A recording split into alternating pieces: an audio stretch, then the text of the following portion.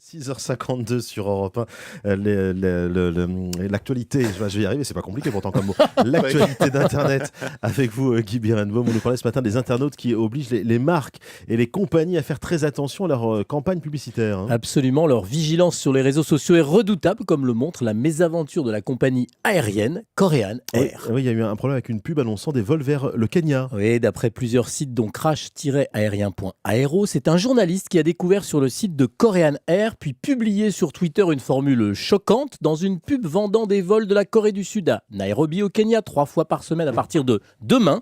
On pouvait lire en anglais qu'on pourrait voyager, je cite, à la rencontre des grands espaces sauvages, des safaris et de ces peuples indigènes remplis d'une énergie primitive. Primitive energy en anglais. Alors, l'énergie primitive des peuples indigènes, autant vous dire que ça a blessé beaucoup d'internautes kenyans qui l'ont multidiffusé sur le web. Les autorités kenyanes ont demandé des comptes à Korean Air. L'ambassadeur de Corée du Sud a été sommé de s'expliquer.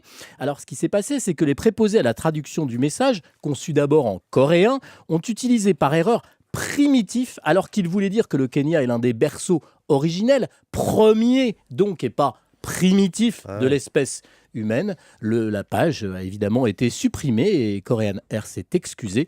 Les internautes ne laissent rien passer. Jamais rien passé. Rien. Guy Birenbaum, donc pour l'actualité d'Internet, on vous retrouve évidemment ce soir à 20h pour l'actualité du football, là, pour le club Euro 2012.